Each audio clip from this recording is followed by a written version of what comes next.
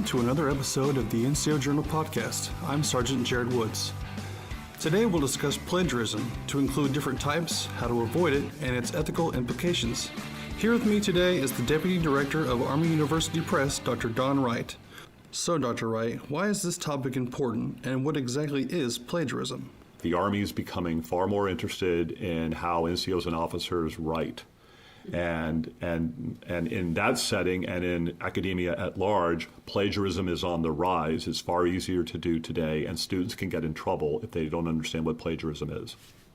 Unfortunately, we see cases of plagiarism at all levels in academia as well as in the Army. And that's not just enlisted, that's also officers. So talking about plagiarism right now is a good idea, because if we explain it when soldiers are in their early years of their career, by the time they become senior leaders, they won't be getting in trouble for this kind of thing. What instructors are looking for is originality. So if I assign you a paper, I want to see what you can do with your written work, the way that you structure an argument, the evidence that you provide. I want you to be original in your work. That's what I expect to see. And so when students bring in words from some other author, it's no longer original. The problems come in how students understand what plagiarism is, some of the rules that guide our understanding of plagiarism and what instructors expect. So I found in about 25 years of teaching, the best way to go about this is to explain to students what plagiarism is and what the expectations are of the class. Interestingly enough, there's no one universal definition of plagiarism. So part of what we try to do in classes as instructors is explain those, especially the way that a particular university or college defines plagiarism. And in the world of professional military education, there will be similar definitions for each particular school or course on what plagiarism constitutes. So you asked, why is this a problem?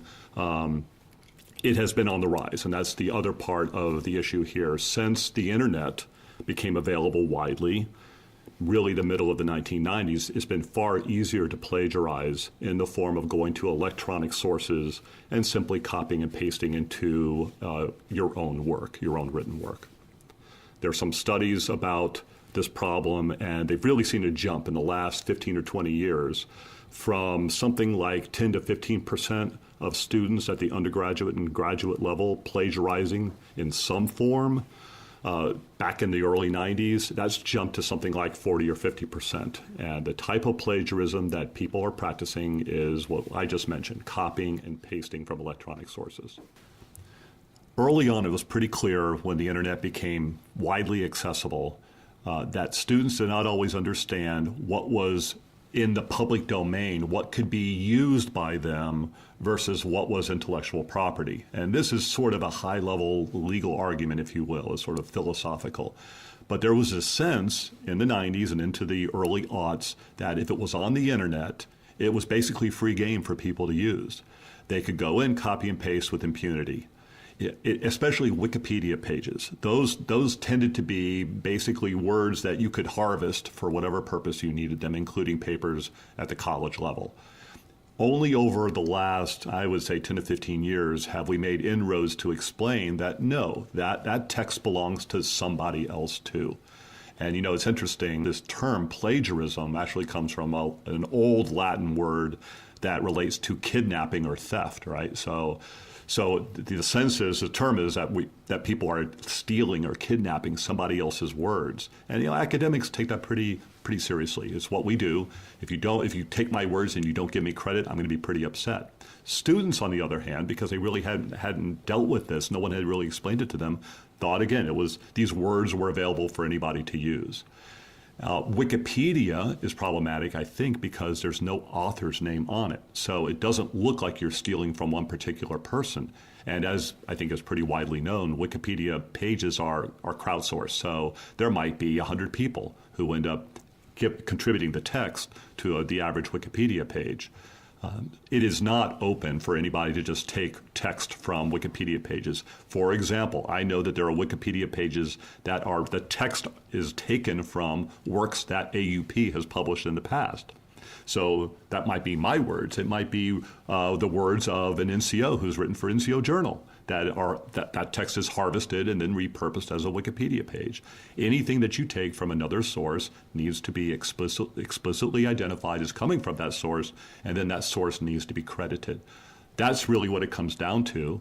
And if it's done correctly, it can really enhance a paper or a publication. And that's what we expect people to do. We want them to make an argument. We want them to provide evidence for their argument. And that's where you go to the outside sources. And that's when you bring in a quotation or a statistic that supports your argument. And within our realm and our university press and art, how we define it within your academic background, what is plagiarism?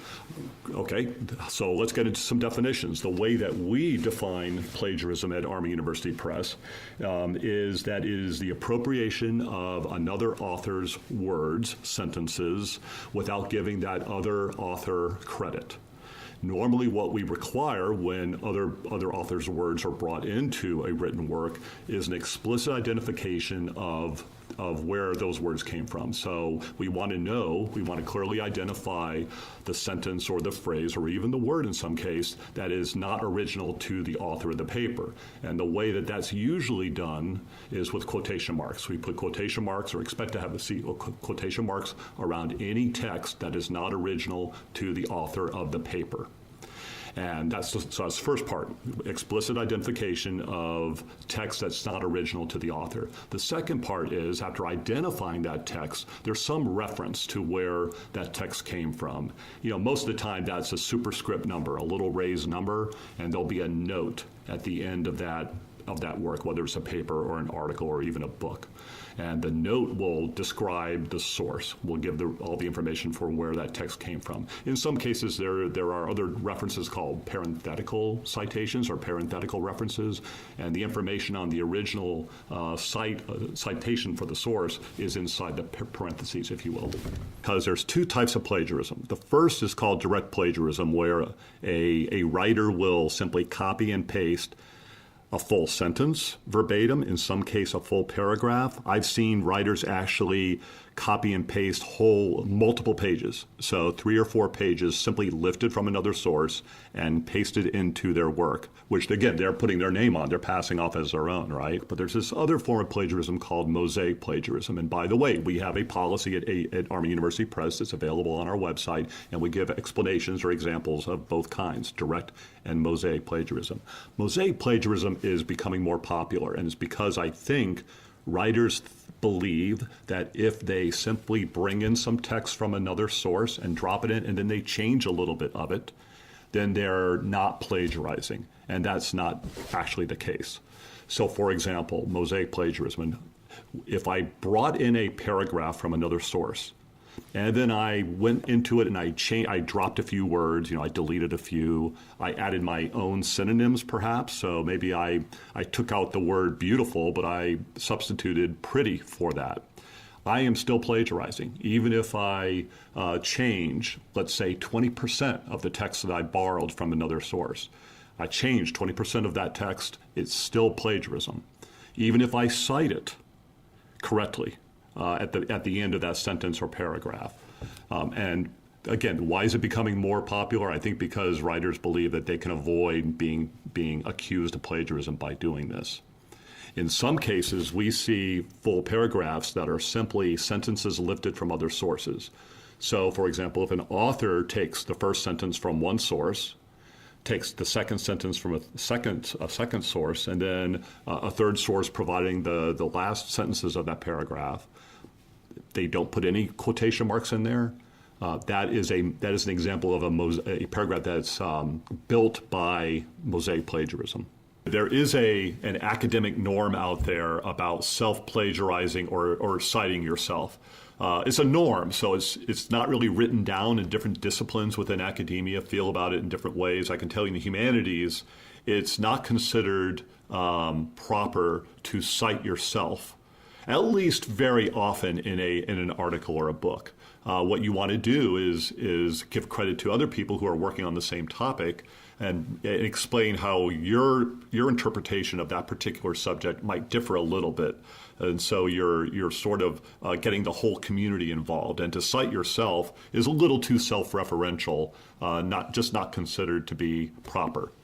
Self-plagiarism is a little bit different. It's sort of related. Self-plagiarism, well, some people say that's an oxymoron because if I've written the words, they're mine. It's my intellectual property. I can use them any way that I want.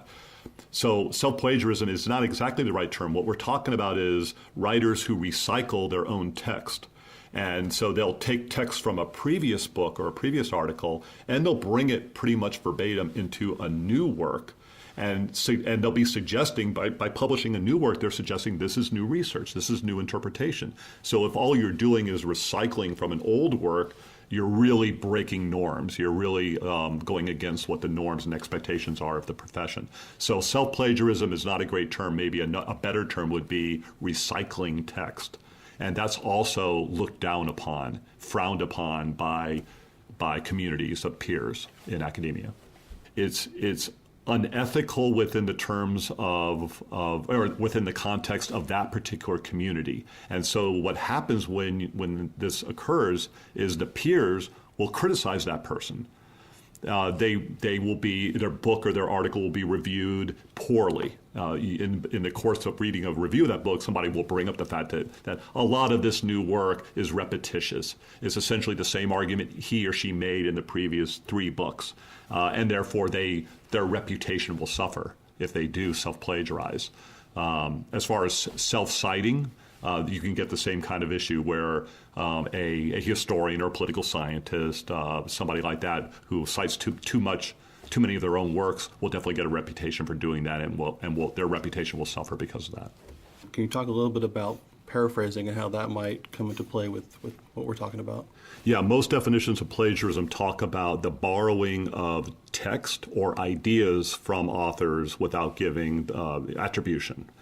This gets a little bit more complicated when you're talking about paraphrasing. Usually you're talking not so much about specific words, it's more about ideas. So in my field, history, if a particular historian has a new interpretation of why the United States won the Second World War, let's say, and it's original to that historian, I can't, as somebody who reads that historian's book, simply borrow that idea and pass it off as my own.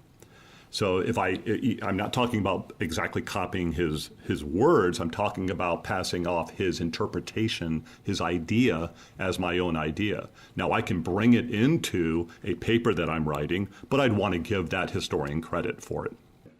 How can someone avoid plagiarism? The answer to that question gets back to why people plagiarize in the first place. My sense after teaching for 25 years and reading countless student papers, and I've taught 18-year-olds, I've taught adult undergraduates, I've taught military officers in the world of professional military education. I've seen plagiarism at all those levels. And it seems to me that the problem is writing is hard work. And so people, being humans, look for shortcuts. And to borrow other people's text instead of writing your own sentences or paragraphs seems to be a temptation that a significant number of people can't avoid. They often are against a deadline. They often don't believe they have good enough writing skills, and they don't know where to begin in planning a paper. So to get back to your question, how can we avoid this? I think the best way is to plan your written work way out in advance. Don't put it off to the last minute. Understand what the rules of plagiarism are, what the definitions are, and understand how your particular instructor it will look at those rules and look at your paper. In many cases, instructors will use Grammarly or Turnitin, other software, to detect plagiarism, and they will let you know that ahead of time, but that doesn't prevent the student, him or herself, using that same software to look for plagiarism that they might have committed before they turn the paper in. And I believe a lot of instructors now, both in PME and in universities and colleges in this country, are requiring students to turn in papers with a report from Grammarly or Turnitin. to show the instructor that they, the students, have put their own papers through that detection software. So the more that students understand what plagiarism is, the better that they plan their papers, the better that they plan their time in writing those papers. I think that would go a long way. I'm convinced that most people who end up plagiarizing don't intend to be unethical. In my mind, and in the mind of a lot of other people who teach, plagiarism is not a criminal offense. It's really an ethical issue. Again, back to what we were talking about earlier, we expect a paper that's turned in to be original. We expect that the students will live up to that standard of original text. So when a student doesn't do that, it's an ethical issue. It's it's about academic integrity rather than some kind of criminal offense or something like that. Can you expand a little bit more on why it might be important for a publication when someone's submitting a work for publication, say NCO Journal, Military Review, JML, Joint Military Review, that work be original to the author? Definitely with a press, whether it's an academic press like us or a commercial press, our reputation is based on offering our audience original work, so that when we put out a journal and we look at the articles in that journal or a book, the expectation is that that work is original and it meets certain norms that are largely academic norms, but those norms transfer over to the military world. That it's not simply something copied from, so an article in Military Review, for example, is not simply something that is derived heavily from some other work. That author had an original thought. The author went about writing using original sentences and paragraphs, and building on their idea. They're offering something new, well-researched, that lives up to these norms. So for us, it's very important to make sure that when we put out a book, it meets those norms. And one of the ways that we try to do that is when an article is submitted to one of our journals or a book manuscript is submitted to us, we do put it through the plagiarism software. In our case, we use Grammarly. As I mentioned, there's other software out there as a way to get a sense of where this manuscript is. Are there problems? Are they perhaps problems that can be easily remedied? Did the author not fully understand what our policy is? And in some cases, authors do understand, and they may just decide that it's worth submitting the paper anyways. Within everyday military writing, such as an operation order or standard operating procedure, text from those are copied and pasted all the time. Why would that not be considered plagiarism? Another good question, and it's one that we get all the time in the world of professional military education. We don't expect a platoon sergeant or a platoon leader necessarily to rewrite from scratch an operation order, right? But that's a different type of writing. What we're talking about when we're discussing plagiarism is writing for a class, again, whether it's a college or university on one hand, or whether it's a school that NCOs are attending or officers. That's the different set of expectations. We are in the classroom. We are expecting originality.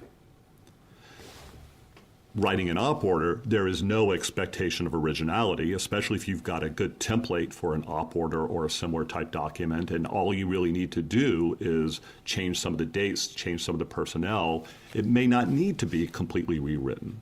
So again, it's different contexts for two different types of writing, and it's something that should be automatically detected by the student, right? So the average NCO or officer, once they are in a school, should know that we are talking more like academic norms in those settings than in a battalion or a company where an operation order or an operation plan has to be written.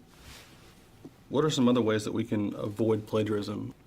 Other tools that students can use in avoiding plagiarism are the resource centers that are usually available to them on campuses or at schools. Specifically, they're sometimes called writing centers or learning resource centers. And there are people there who get paid to help you plan a paper, help with your research, help you outline a paper, even in some cases, look at an early draft. And they're the ones that will explain plagiarism to you and can even give you some ideas about how to avoid it, or even work through a review. They may have access to Turnitin or Grammarly, that software, and they can do an early look at your paper and maybe even find plagiarism if you've blundered into it unconsciously.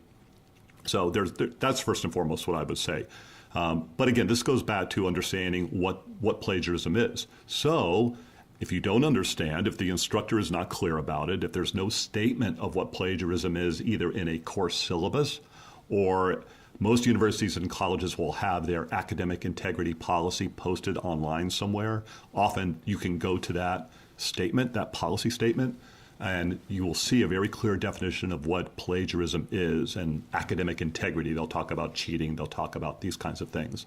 So if it's still unclear after all of that, go talk to your instructor.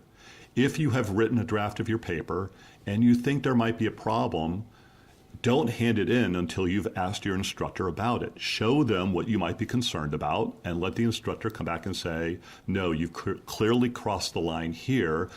Here's a way to correct it. This is pretty straightforward. I think probably for the people who end up plagiarizing, there's a significant proportion that did not intend to plagiarize. They just don't understand it. And that could be addressed if they just went to the instructor early enough to find out how to avoid this. There might be some out there who choose to completely avoid any chance of plagiarism and simply not submit an article to the NCO Journal or Military Review, for example.